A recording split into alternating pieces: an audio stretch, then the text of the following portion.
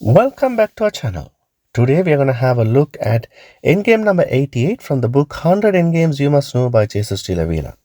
In this endgame we are going to look at three examples, all to deal with floating squares. So floating squares is when two pawns on the same rank separated by few files, and when you form a square like this, a floating square, if it does not reach the back rank, that means these pawns are not unable to promote by themselves.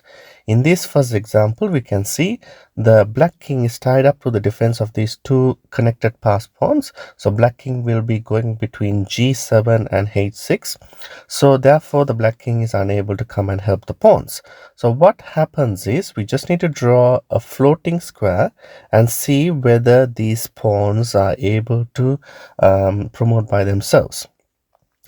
White, fortunately for in these circumstances, is able to pick up these two pawns. Now floating squares have rules depending on the difference of the files. For example, in this instance, the pawns are separated by two files, which means in this instance, because the square does not reach the back rank, both of these pawns will be able to be collected by the white king.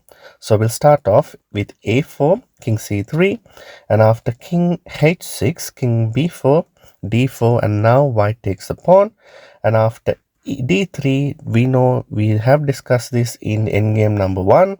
If you're not sure, please refer to it, which is called the square of the pawn. White king is within the square of the pawn, which means white is able to win this pawn. And now all white king have to do is to come and defend this pawn and try to promote one of these pawns. Now in the second example, we do have connected pass pawns.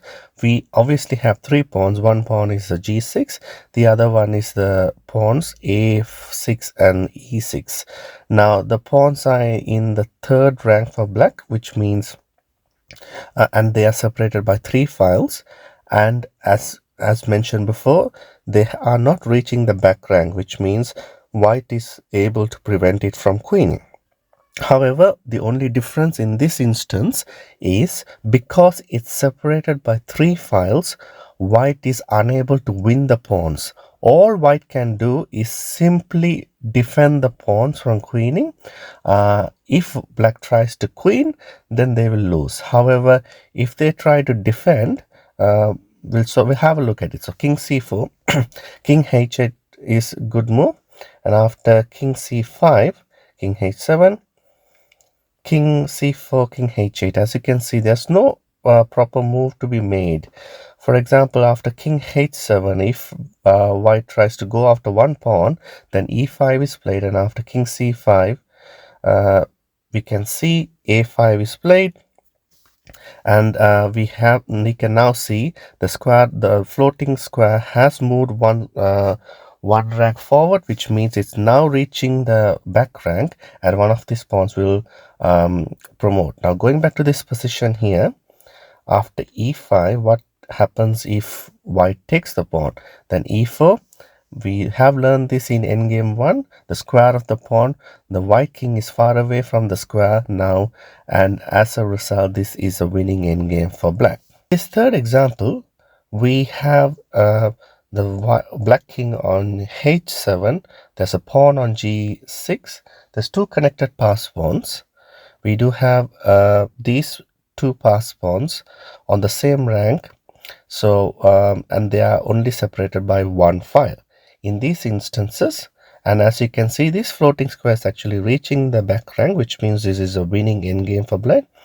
And when the pawns are separated by one file, all you have to do is simply promote zugzwang. So we'll have a look at it. King h8, and after king a2, now the pawn pushes. And if king goes to a1, then now it's a queen. Now the same way, after king h8, what happens if white plays king c2? All you have to do is a2, king takes a3, and now black queens.